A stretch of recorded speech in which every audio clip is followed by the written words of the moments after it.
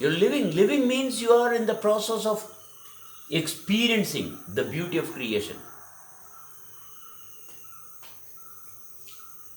When you are experiencing, you won't possess anyone or anything. You won't try to possess anyone. Possessiveness happens because you are focusing on what is happening outside, what others are doing. You're controlling others. You're controlling others. When you are sensing, you won't control others. You are sensing yourself, you will know what is making you possible. No possessiveness, no partnership, only participation.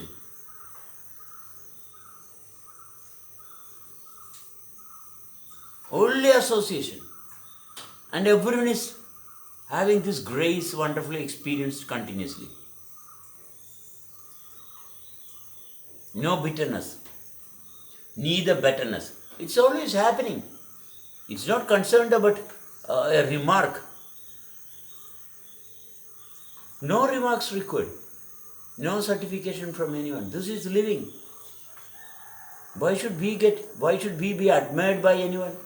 Neither be criticized.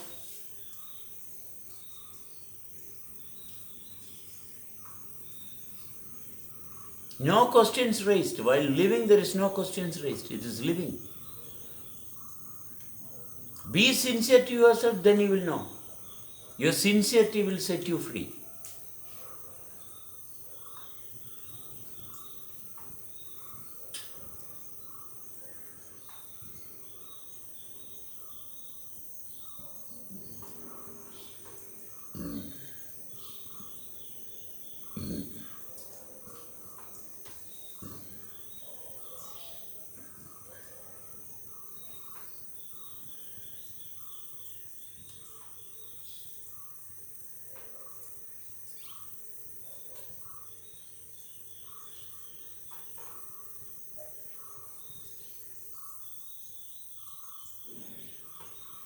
The voice of females will go penetrate into the body.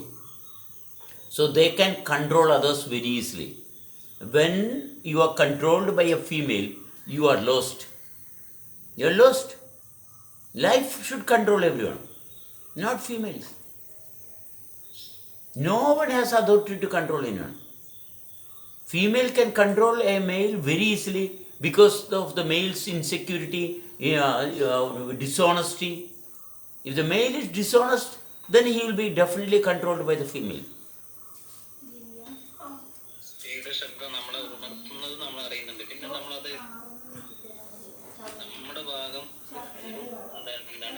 സത്യം നമ്മളെ ഉണർത്തണം.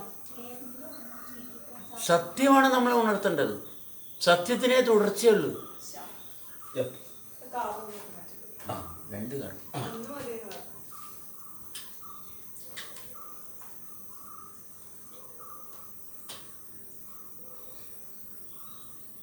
ഏതാ വേണ്ടി?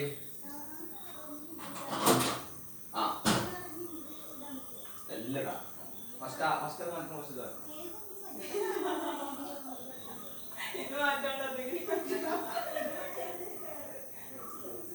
സ്ത്രീയുടെ ശബ്ദം നമ്മുടെ ശരീരത്തിൻ്റെ ഉള്ളിൽ സ്വാധീനിച്ച് അത് നമ്മുടെ ശരീരം ഉണ്ടാകാനുള്ള കാരണമില്ലേ? അവധുമായിട്ടുള്ള ബന്ധം വേണ്ടേ? ഉള്ള ശരീരത്തിലല്ലേ സ്ത്രീക്ക് സ്വാധീനിക്കാൻ പറ്റത്തുള്ളൂ. അത്രയേ ഉള്ളൂ. പക്ഷെ ഉണ്ടാകാനുള്ള കാരണം അതാണ് നമ്മുടെ തെളിച്ചം. A female can only influence the existing created body. What about the process of creation? So you should have perfect clarity of where you have started. That is real association. Females can manipulate dishonest male very easily. Females can manipulate dishonest people anywhere. Anywhere, not only male, anywhere. Honesty is the only way to maintain your life wonderfully. Honesty is the only way. Be honest to yourself.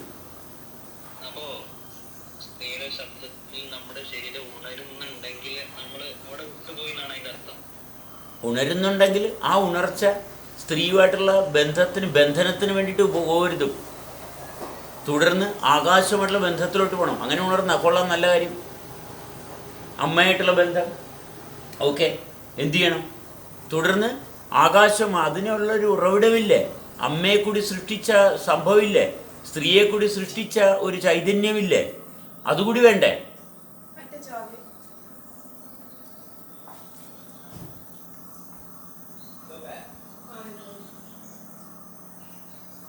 സ്ത്രീ മാത്രമായിട്ട് നിൽക്കുന്നില്ലല്ലോ. സ്ത്രീ ആകാനുള്ള കാരണമില്ലേ?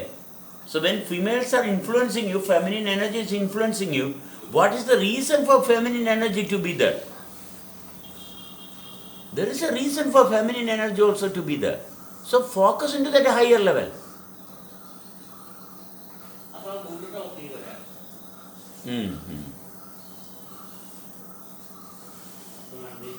Yes.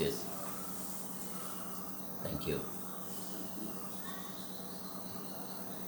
There is a reason for the feminine to be there. So that is honesty. Then only you will understand. Otherwise you will be a victim of that feminine energy. The females, they don't know. They are controlling others. They should know that is honesty. I should not control. It is my presence being influenced into that person, and that is that person's weakness. I should not take advantage of that. Never take advantage of it. One should be always aware that I should never take advantage of other person's weakness. If you are taking advantage of other person's weakness, both will go down. There's no doubt. Honesty, with honesty only you can analyze everything perfectly. Belief should never be anywhere near you. You are living. Those who are talking about belief, they will always create a vicious circle.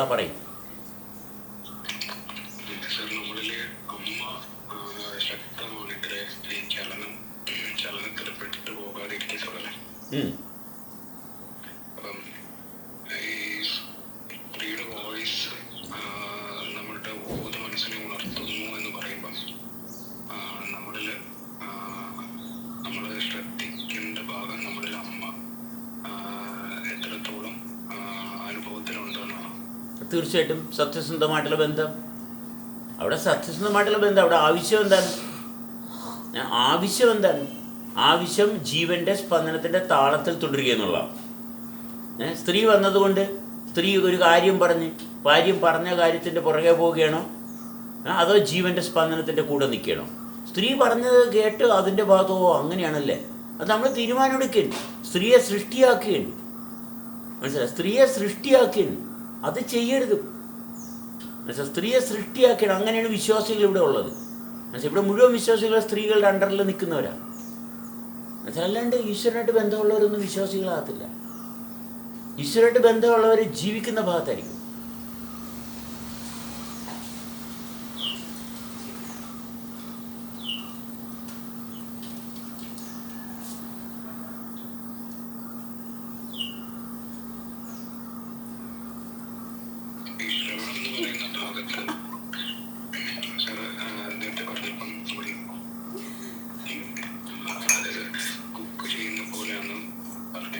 എന്തോ cook ചെയ്യുന്ന പോലെയാണ് ശ്രവണം എന്ന് പറഞ്ഞത്. നമ്മുടെ ഉള്ളിൽ cooking പാകപ്പെടലാണ് സംഭവിച്ചുകൊണ്ടിരിക്കുന്നത്. കേൾവിയിൽ അമ്മ ഉറക്കെയാണ് ചെയ്തുകൊണ്ടിരിക്കുന്നത്. തെളിഞ്ഞു വരണമല്ല അമ്മയായിട്ടുള്ള ബന്ധം. അനുഭവത്തിൽ അമ്മ എവിടെ നിൽക്കുന്നു നമ്മുടെ ശരീരത്തിൽ? നമ്മുടെ ശരീരത്തിൽ അമ്മയുടെ സാന്നിധ്യം എന്താണ്? അമ്മ വേറിട്ടാണോ നിൽക്കേണ്ടത്? സ്ത്രീ വേറിട്ട് നിൽക്കരുതല്ലോ, സ്ത്രീയുമായിട്ട് ഒരുമിച്ച് നിൽക്കണ്ടേ? സ്ത്രീ രണ്ടാകരുതല്ലോ. സ്ത്രീ ഒരു വിശ്വാസമാകരുത്. സ്ത്രീ ഒരു വിശ്വാസമല്ലോ, അവൾ അങ്ങനെയൊക്കെ ചെയ്തു തരും. അത് വിശ്വാസമാണ്, അത് തട്ടിപ്പാണ്. മനസ്സിലായോ? അവൾ ഉള്ളത് കൊണ്ടാണ് ഞാൻ ജീവിക്കുന്നത്, അവൾ അങ്ങനെ ചെയ്തു ഇങ്ങനെ ചെയ്തു, അവൾ ചെയ്തത് ശരിയായില്ല, ഇതെല്ലാം വിശ്വാസത്തിൻ്റെ ഭാഗമാണ്. അവൾ എന്ത് ചെയ്തോ ചെയ്തില്ല എന്നുള്ളതല്ല, അനുഭവത്തിൻ്റെ ഭാഗം വളരെ വ്യക്തമല്ലേ? അതല്ലേ ഈശ്വരനായിട്ടുള്ള ബന്ധം. ഈശ്വരനായിട്ടുള്ള ബന്ധം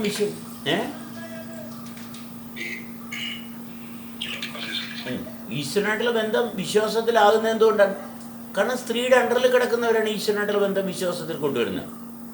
സ്ത്രീയുടെ ഭരണത്തിലാണ്, മനസ്സിലായി, സ്ത്രീയുടെ നിയന്ത്രണത്തിലാണ്. എന്നുവെച്ചാൽ സ്ത്രീ എന്ന് പറഞ്ഞാൽ ഇവിടെ സൃഷ്ടിക്കപ്പെട്ട വ്യവസ്ഥയുടെ അണ്ടറിലാണ്.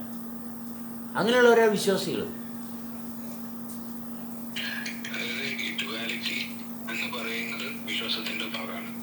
ഡ്യുവാലിറ്റി വിശ്വാസത്തിൻ്റെ ഭാഗമല്ല. ഡ്യുവാലിറ്റി അവിടെ ഉണ്ടല്ലോ, ശരീരത്തിൻ്റെ ഭാഗം. പക്ഷെ ഡ്യുവാലിറ്റിയെ മാത്രം ആശ്രയിക്കുമ്പോൾ വിശ്വാസത്തിൻ്റെ ഭാഗമായി. ഇവിടെ ഉള്ളതിനെ ആശ്രയിക്കുമ്പോൾ വിശ്വാസത്തിൻ്റെ ഭാഗമായില്ലേ? നിലനിൽക്കാനുള്ള കാരണത്തെ അവിടെ അനുഭവിക്കുമ്പോൾ വിശ്വാസം മാറിയില്ല.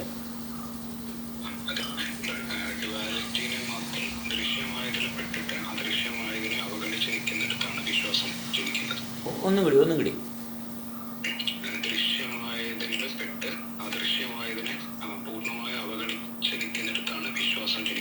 തീർച്ചയായിട്ടും അറിവ് മാത്രമേ ഉള്ളൂ. അറിവില്ലായ്മയെ സ്പർശിക്കാൻ പറ്റുന്നില്ല. അറിവില്ലായ്മയെ കൂടി സ്പർശിക്കണം. അപ്പോൾ വിശ്വാസം പോവും, അവിടെ അനുഭവം തെളിയും. അപ്പോഴാണ് സൃഷ്ടാവുമായിട്ടുള്ള ബന്ധം വരുന്നത്.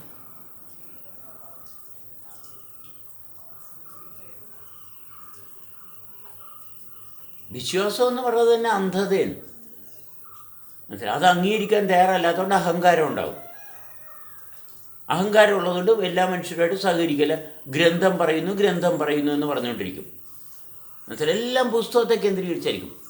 മനസ്സിലായി? മറ്റുള്ളവർ പറഞ്ഞു, ഇത് ആരും പറഞ്ഞതല്ല, ഇതാരും പറഞ്ഞു.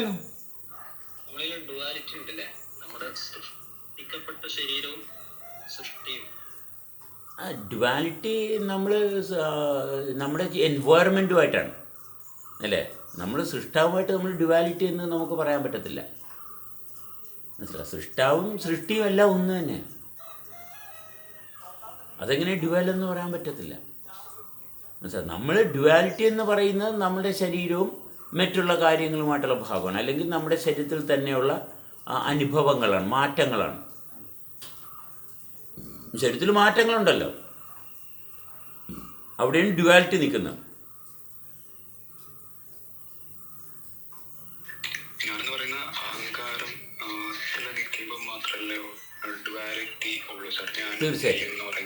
തീർച്ചയായിട്ടും നമ്മളിപ്പോ നേരത്തെ ട്രയാങ്കുലർ പൊസിഷനെ പറ്റി പറഞ്ഞല്ലോ. അപ്പൊ ഞാനും അല്ല നീയും അല്ല, നമ്മളെന്ന് പറയുന്ന ഭാഗം, അവിടെ ഡ്യുവാലിറ്റി ഇല്ലാണ്ടായില്ലേ? തീർച്ചയായിട്ടും അവിടെ എല്ലാം സമ്പൂർണ്ണമായില്ലേ? സമ്പൂർണ്ണമായിട്ടുള്ള തെളിച്ചം വന്നില്ലേ?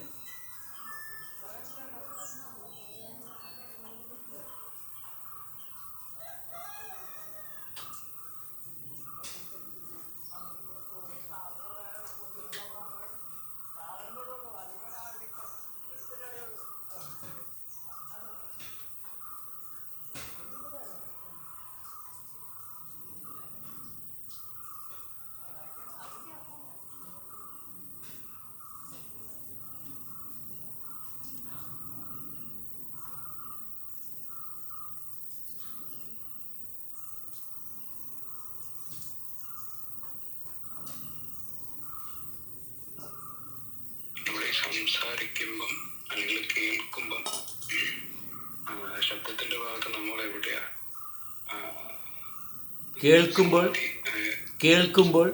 കേൾക്കുമ്പോൾ ആരാണ് കേൾക്കുന്നത്? കേൾവിക്കാരനെ തെളിച്ചു കൊണ്ടുവരണം. ഇത് കേൾക്കുമ്പോൾ ഇയാൾ അതാണ് പറഞ്ഞത്, ഇയാൾ മറ്റേതാണ് പറഞ്ഞത്, അങ്ങനെയാകരുത്. കേൾക്കുമ്പോൾ കേൾവിക്കാരൻ അവിടെ ഉണ്ടാകണം. കേൾവിക്കാരൻ തെളിഞ്ഞു വരണം അല്ലേ? അതെ, ഒരാശയം ജനിക്കരുത്.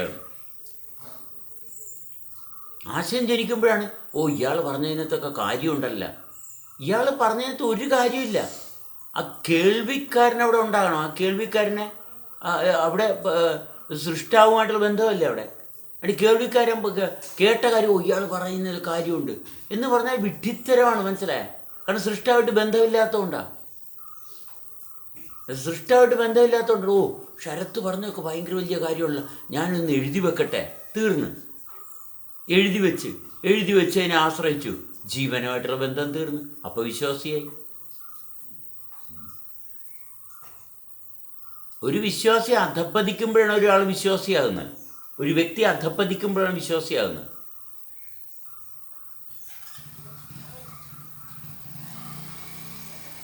അധപ്പതിച്ച വ്യക്തിക്കാണ് ഇത് പറഞ്ഞു കൊടുക്കുന്നത്. നീ അധപ്പതിച്ചു, നീ നേരെ വൃത്തിയായിട്ട് വാ. മനസ്സിലായ? അവനുള്ളതാണ് വിശ്വാസ പ്രമാണങ്ങൾ. അധപ്പതിച്ചവനാണ്, അവൻ ഉണരുന്നത് വരെ. അവൻ ഉണർന്നു കഴിഞ്ഞാൽ പിന്നെ അവൻ വിശ്വാസിയല്ല.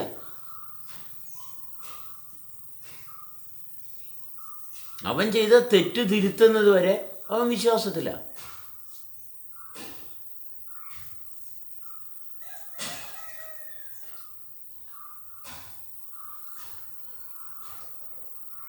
തെറ്റ് തിരുത്തി കഴിഞ്ഞാൽ അവൻ ആശ്വാസം, അനുഭവത്തിൽ തെളിഞ്ഞു.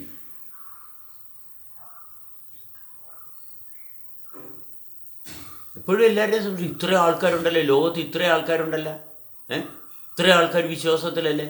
എടാ, പ്രപഞ്ചം മുഴുവനും ഒരുമിച്ച് നിൽക്കുകയാണ്. എനിക്ക് ആൾക്കാരുടെ എണ്ണം വെച്ചുകൊണ്ടല്ല സത്യം എന്ന് പറയുന്നത്.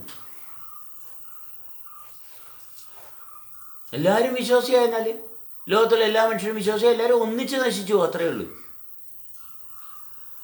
അല്ലാണ്ട് വേറെ കാര്യമൊന്നുമില്ല അതിനകത്ത്.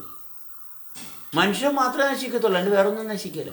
പ്രപഞ്ചം എപ്പോഴും ഉണ്ടാവും. നല്ല കൃത്യമായിട്ട് പ്രവർത്തിക്കും, പെർഫെക്റ്റ് ആയിട്ട് വർക്ക് ചെയ്യും. ആരും ആരെയും ഒന്നും ആക്കണ്ട.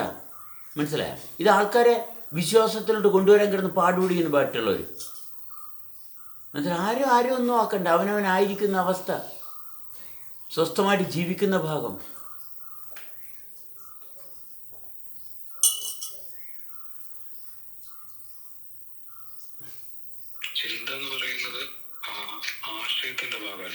തീർച്ചയായിട്ടും ചിന്തയിൽ നിന്നാണ് ഈ വിശ്വാസമെല്ലാം ഉണ്ടാകുന്നത്. അവൻ നരകിക്കാൻ തുടങ്ങി. മനസ്സിലായ? പിന്നെ അവന് മരിച്ചതിന് ശേഷം സ്വർഗം ഒരു സ്വപ്നമാണ് അവൻ്റെ സ്വർഗം. കാരണം ഓൾറെഡി നരകത്തില്ല. കാരണം ചിന്തിച്ച് മാനസിക സംഘർഷാവസ്ഥ, ശരീരത്തിന് രോഗം, പ്രശ്നം. അതുകൊണ്ട് ഇവന് മരിച്ചു കഴിഞ്ഞാൽ തീർന്നു. മരിച്ചു കഴിഞ്ഞാൽ പിന്നെ സ്വർഗത്തിലല്ല. കാരണം ഇവനൊന്നും അനുഭവിക്കുന്നില്ലല്ലോ. മരിച്ചതിന് ശേഷമൊന്നുമില്ല, മരിച്ചോട് തീർന്ന്.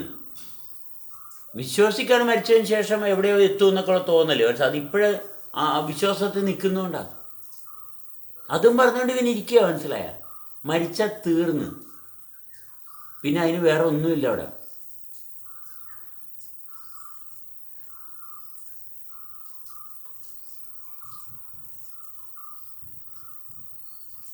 അതിൻ്റെ പേരിലല്ലേ അടിയും വഴക്കും കൊലയും എല്ലാം നടക്കുന്നത്.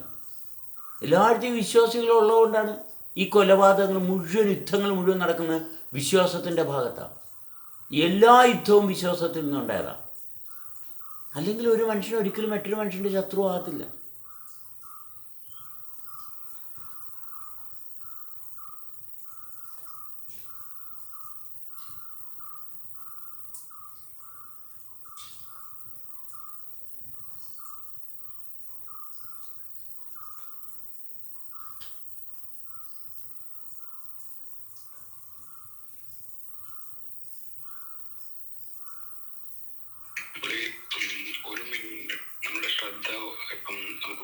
ശ്രദ്ധിക്കാൻ പറ്റുന്നില്ല എന്നുണ്ടെങ്കിൽ നമ്മൾ അതിനെ ഒരു മിനിറ്റ് ചുരുക്കി ശ്രദ്ധിക്കുന്ന ഒരു ഭാഗത്തെ പറ്റി പറഞ്ഞില്ല സാർ. ഈ ഒരു മിനിറ്റത്തേക്ക് ചുരുക്കുമ്പം അനുഭവം എവിടെയാണെന്ന് പറഞ്ഞപ്പോൾ ചിന്തയുടെ ഡിസ്കണ്ടിന്യൂറ്റി വരുന്നിടത്തൊരു വിപ്ലവം സംഭവിക്കുന്നുണ്ടെന്ന് പറഞ്ഞേ. ആ ഭാഗം ഒന്ന് പറയാം. അതായത് നമ്മളിലുണ്ടാകുന്ന സൂക്ഷ്മ മാറ്റത്തിൻ്റെ ഒപ്പം നമ്മളിലുണ്ടാകുന്ന പുറത്തുള്ള മാറ്റം നമ്മളെ സ്വാധീനിക്കുന്നു. നമ്മൾക്ക് പുറത്ത് എല്ലായിടത്തും മാറ്റങ്ങളാണ്. അപ്പോൾ മാറ്റം എന്ന് പറയുന്നതിൻ്റെ ഭാഗം നമ്മൾക്ക് തുടർച്ചയായിട്ട് വേണം. നമ്മൾ പുറത്ത് കാണുന്ന മാറ്റത്തിൻ്റെ ഭാഗത്ത് വരുമ്പോഴാണ് നമ്മൾക്ക് അസ്വസ്ഥത ഉണ്ടാകുന്നത്. കാരണം അവിടെ തുടർച്ച ഒരിക്കലും അനുഭവത്തിൽ കിട്ടുന്നില്ല.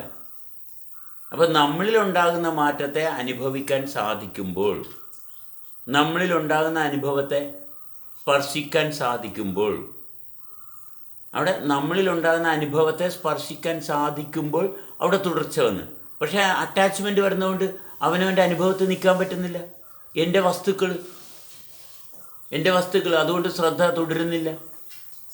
ഞാൻ പൊസസ് ചെയ്തിരിക്കുന്ന ആൾക്കാർ, അവരുമായിട്ടുള്ള ബന്ധം അവൻ്റെ അനുഭവത്തിൽ തുടരാൻ പറ്റുന്നില്ല. അപ്പോൾ അനുഭവത്തിൽ തുടരുമ്പോൾ നമ്മൾ ശ്രദ്ധാപൂർവം, നമുക്കൊരു മിനിറ്റ് ആണെങ്കിലും ആ ഒരു മിനിറ്റ് അനുഭവത്തിൽ തുടരുമ്പോൾ കിട്ടുന്നത് എന്താണ്? ആശ്വാസമാണ്. അവിടെ ആശ്വാസം കൃത്യമായിട്ടുണ്ട്. അപ്പോൾ പിന്നെ നമുക്ക് നമ്മളെ പൊസസ് ചെയ്തിരിക്കുന്നത് എന്താണെന്ന് കാണാൻ പറ്റും. എവിടെയാണ് നമ്മൾ വൃത്തികെട്ടവനാകുന്നത് കൃത്യമായിട്ട് കാണും. ഈ വൃത്തികെട്ടിലോട്ട് പോകുമ്പോൾ വിശ്വാസിയായി, അനുഭവത്തിൽ തുടരുമ്പോൾ ആശ്വാസമായി.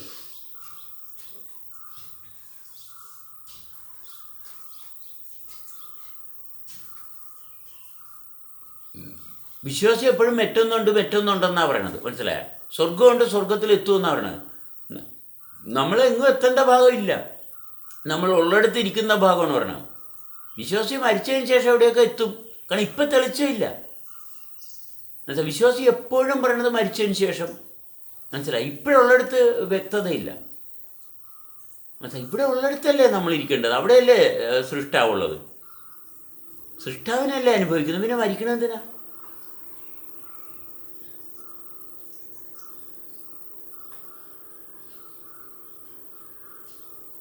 എല്ലാ മനുഷ്യരുടെ ഏറ്റവും വലിയ പ്രശ്നം വിശ്വാസമാണ്. വിശ്വാസമാണ് മനുഷ്യൻ്റെ തകർച്ച. കൊണ്ട് പരസ്പരമുള്ള ബന്ധം തെളിയുന്നില്ല. വിശ്വാസത്തിൽ നിന്ന് മാറുമ്പോഴാണ് വ്യക്തിക്ക് സമാധാനം, ആരോഗ്യം, രോഗമില്ലാത്ത അവസ്ഥ.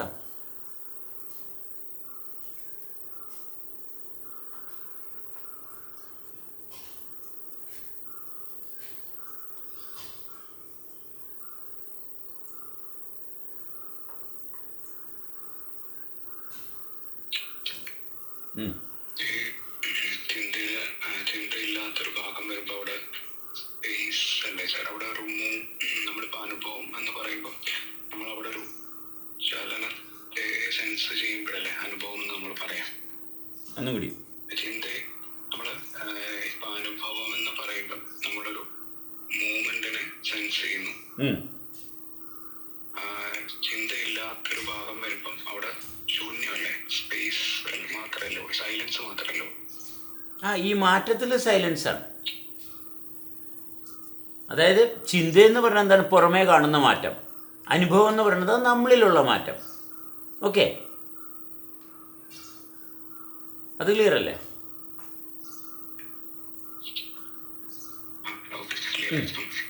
നമ്മളിലുള്ള മാറ്റത്തിന് സ്ഥാനം കൊടുക്കുമ്പോൾ നമ്മളിലുള്ള മാറ്റത്തെ ശ്രദ്ധിക്കുന്നത് എവിടെ നിന്നാണ്? നിശബ്ദതയിൽ നിന്നല്ലേ ശ്രദ്ധിക്കാൻ പറ്റത്തുള്ളൂ, നിശ്ചലാവസ്ഥയിൽ നിന്നല്ലേ.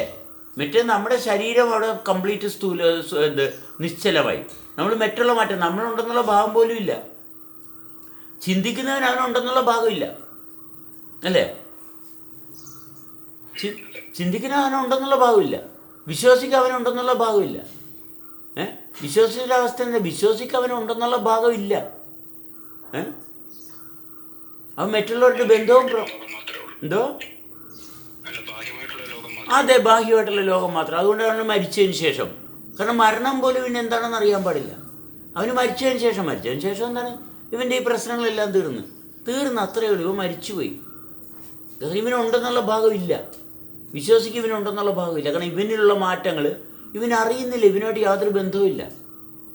അതാണ് വിശ്വാസി. ചിന്തയിലുള്ളത്. വിശ്വാസി എന്ന് വെച്ചാൽ ചിന്തിക്കുന്നവൻ, അത്രയേ ഉള്ളൂ. വിശ്വാസിയുടെ ഭാഗം എന്താണ്? ചിന്തിക്കുകയാണ് മുഴുവനും അല്ലേ? വിശ്വാസി മുഴുവനും ചിന്തിക്കല്ലേ? സ്വർഗം, നരകം, ഇതെല്ലാം ചിന്തയിലാണ്. മനസ്സിലായോ? നരകത്തിലാണ് വിശ്വാസി എപ്പോഴും. മനസ്സിലായോ? വിശ്വാസി എപ്പോഴും നരകത്തിലാണ്. കാരണം വിശ്വാസം അവന് ഒന്നും തെളിച്ചില്ല, യാഥാർത്ഥ്യ ബോധമില്ല. എന്തോ? അതെ, സങ്കല്പം ഇതെല്ലാം മായയിൽ വരുന്നതല്ലേ, എല്ലാം സംശയമല്ലേ. അതുകൊണ്ടല്ലേ തർക്കിക്കുന്നത് ശരിയാകണം, നിങ്ങൾക്ക് അറിയാൻ പാടില്ലാത്തതുകൊണ്ടാണ്. നിങ്ങൾക്ക് അറിയാൻ പാടില്ലെന്ന് പറയുന്നത് എന്തിനാണ്? അത് തന്നെ അവിടെ തന്നെ മിസ്റ്റേക്ക് അല്ലേ. നിങ്ങൾക്കറിയാൻ പാടില്ല. ഇപ്പം ശരത്തിന് അറിയാവുന്നിടത്തിരുന്നല്ലേ ശരത്ത് സംസാരിക്കുന്നത്. ശരത്തിന് അറിയാൻ പാടില്ലെന്ന് പറയുന്നത് എന്തിനാണ്? ശരത്തിന് അറിയാൻ പാടില്ലെന്ന് പറയേണ്ട കാര്യമില്ലല്ലോ. ശരത്തോട് സംസാരിച്ചുകൊണ്ടിരിക്കുകയല്ലേ. നിങ്ങൾക്കറിയാൻ പാടില്ല, നിങ്ങൾക്കറിയാൻ പാടില്ല എന്ന് പറയുന്നത് എന്തിനാണ്? ശരത്തുമായിട്ട് സംസാരിച്ചുകൊണ്ടിരിക്കുകയല്ലേ. അല്ല, അത് കൃത്യമല്ലേ? അതെ, ശരത്തുമായിട്ട് സംസാരിച്ചുകൊണ്ടിരിക്കുന്നു. അപ്പോൾ പിന്നെ അവിടെ അഭിപ്രായ ഭിന്നതയ്ക്ക് യാതൊരു കാരണവുമില്ല. പരസ്പരം സംസാരിച്ചുകൊണ്ടിരിക്കുന്നു. അപ്പോൾ വിശ്വാസിയെ സംബന്ധിച്ചോളം എന്തായിരിക്കും? നിങ്ങൾക്കറിയാൻ പാടില്ല, നിങ്ങൾക്ക് കാരണം എനിക്ക് മറ്റെന്തോ അറിയാമെന്നാണ് പറയുന്നത്. മനസ്സിലായോ? ഇത് ഈ അതെ, എനിക്ക് മറ്റെന്തോ അറിയാം, നിങ്ങൾക്ക് അറിയത്തില്ല. അതുകൊണ്ട് എനിക്കെന്തോ അറിയാം, അതറിഞ്ഞുകൊണ്ട് അവിടെ ഇരിക്കട്ടെ, നമുക്കതിന് യാതൊരു കാര്യമില്ല. വിശ്വാസിക്ക് വേറെ എന്തോ അറിയാം, എന്തോ കുറേ കാര്യങ്ങൾ അറിയാം, പക്ഷെ ഒരു കഥയില്ല. അതുകൊണ്ട് പരസ്പരം സംസാരിക്കില്ല. പരസ്പരം സംസാരിക്കുന്ന ഭാഗത്തോട്ട് എത്തത്തില്ല ഒരിക്കലും. നമ്മൾക്കിപ്പോൾ ശരത്ത് സംസാരിക്കുമ്പോൾ ശരത്ത് അവിടെ അറിവിലിരിക്കുന്നു, സംസാരിക്കുന്നു, കൃത്യമായിട്ട് സമ്പർക്കമില്ലേ, വ്യക്തമായിട്ടില്ലേ. എന്തിനാണ് ശരത്തിന് അറിയാൻ പാടില്ലെന്ന് പറയുന്നത്? ഈ ശരത്ത് വന്നിട്ടും ശരത്തിൻ്റെ വിശ്വാസം പറയുന്നു. ഞാൻ എന്തിനാണ് ശരത്തോട്ട് സംസാരിക്കണം? കാരണം സംസാരിക്കാൻ പറ്റത്തില്ല. ശരത്തിൻ്റെ വിശ്വാസം പറയുമ്പോൾ എനിക്കൊന്നും കേൾക്കാനില്ല അവിടെ, അല്ലേ?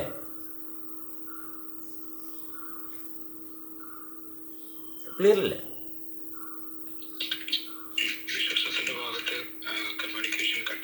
എന്തോ?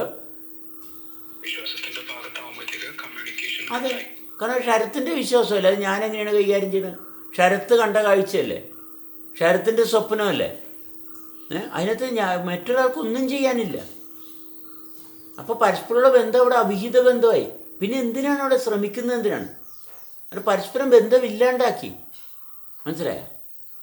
അപ്പോൾ അവിടെ തൊട്ട് മനുഷ്യത്വം നഷ്ടപ്പെട്ട് രോഗിയാകാൻ തുടങ്ങി, മനപ്രയാസവും ദുഃഖവും എല്ലാം കയറാൻ തുടങ്ങി, ഇല്ലേ? ശരിക്കും അനുഭവത്തെ തുടരുകയാണ് നമ്മൾ. അപ്പോൾ ശരത്ത് പറയണ മാനിച്ച് റെസ്പെക്റ്റ് ചെയ്ത്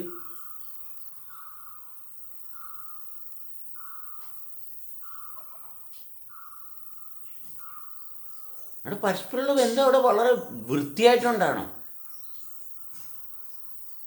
ഞാൻ പറഞ്ഞതായിരിക്കും. ഗുഡ് മോർണിംഗ് സെബാസ്റ്റ്യൻ ചേട്ടാ. Good morning. Good morning. അപ്പോൾ ചേട്ടൻ പറഞ്ഞു എന്നെങ്ങനെ പറയപ്പോ കേൾവിക്കാരനെ ശ്രദ്ധിക്കണം. അപ്പോൾ കേൾക്കാനോട് ഒരാൾ വേണ്ടേ? നമ്മളെ മനസ്സല്ലേ കേൾക്കുന്നത്? അല്ല, മനസ്സാകുമ്പോഴാണ്. മനസ്സെന്താണ്? മനസ്സെന്ന് പറഞ്ഞാൽ സ്വപ്നമാണ്, സങ്കല്പമാണ്, അല്ലേ? അനുഭവിക്കുന്ന ഒരാളില്ലേ അവിടെ. മനസ്സെന്ന് പറയുമ്പോൾ എന്താണ്? മനസ്സെന്ന് പറയുന്നത് ചുറ്റുപാടുമായിട്ടുള്ള ബന്ധത്തിലുണ്ടായിട്ടുള്ള പരിപൂർണമായിട്ട് ദഹിക്കാത്ത ഒരു വികലമായിട്ടുള്ള ഭാഗമാണ് മനസ്സ്. മനസ്സ് വികലമായിട്ടുള്ള പരിപൂർണമല്ലാത്തതാണ്. മനസ്സുകൊണ്ടാണ് കേൾക്കുന്നതെങ്കിൽ അവിടെ അഭിപ്രായ ഭിന്നത ഉണ്ടാവും. നമ്മൾ ഹൃദയം കൊണ്ടാണ്, ഹൃദയം എന്ന് വെച്ചാൽ അവനവൻ്റെ ശരീരം എന്താണ് സമ്പൂർണ്ണമായിട്ട് നിൽക്കുന്നത്, അത് കേൾക്കുമ്പോഴാണ് അവിടെ ഈശ്വരനാണ് പിന്നെ റെസ്പോണ്ട് ചെയ്യുന്നത്. എന്നുവെച്ചാൽ സൃഷ്ടാവാണ് റെസ്പോണ്ട് ചെയ്യുന്നത്. അത് സൃഷ്ടിക്ക് സംഭവിച്ചുകൊണ്ടിരിക്കുകയല്ലേ, അതിൻ്റെ ബുദ്ധി റെസ്പോണ്ട് ചെയ്യരുത്.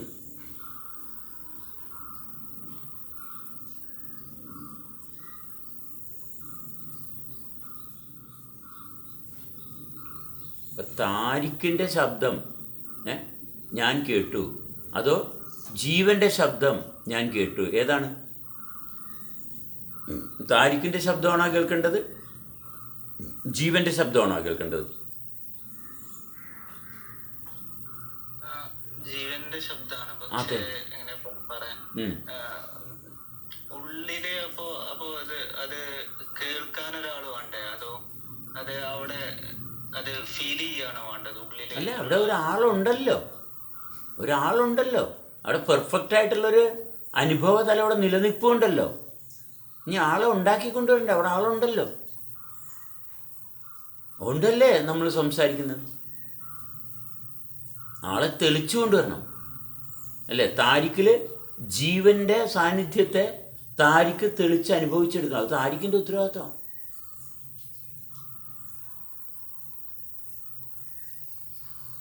താരിക്ക് ഉണ്ടെന്നുള്ളത് അനുഭവത്തിലല്ലേ തെളിയാൻ പറ്റത്തുള്ളൂ, വിശ്വാസത്തിൽ തെളിയുമോ?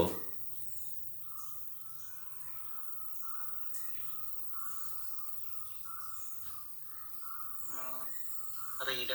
ഏ ഏ വിശ്വാസത്തില് തെളിയോ? ആ വിശ്വാസത്തിൽ അനുഭവം കിട്ടുമോ? വിശ്വാസം മനസ്സിൻ്റെ ഒരു സങ്കല്പമല്ലേ? അതെ അതെ അതെ, അനുഭവം. അനുഭവം എന്ന് പറയുമ്പോ സെൻസ് ചെയ്യുന്ന പക്ഷെ ഈ ചില സമയത്ത് അങ്ങനെ അത് എങ്ങനെ അവിചാരിതമായിട്ടോ അല്ലെങ്കിൽ അങ്ങനെ ചില സമയത്തിന്റെ ഒരു ഒരു ഒരു എന്താ എന്താ പറയാ ഒരു ഭാഗ്യം കൊണ്ടോ അങ്ങനെയൊക്കെ ഒരു ബെറ്റർ എക്സ്പീരിയൻസ് അല്ലെങ്കിൽ നമ്മള് തന്നെ അറിയുന്ന ഒരു ഭാഗം സെൻസ് ചെയ്യുന്നു. പക്ഷെ പിന്നെ അത് മുന്നോട്ട് പോകുമ്പോൾ ഇടയ്ക്ക് അത് സ്റ്റക്കായി പോകുന്നു അല്ലെങ്കിൽ അതിന്റെ തുടർച്ച നഷ്ടപ്പെടുന്നു, പിന്നെ ബാക്കിലേക്ക്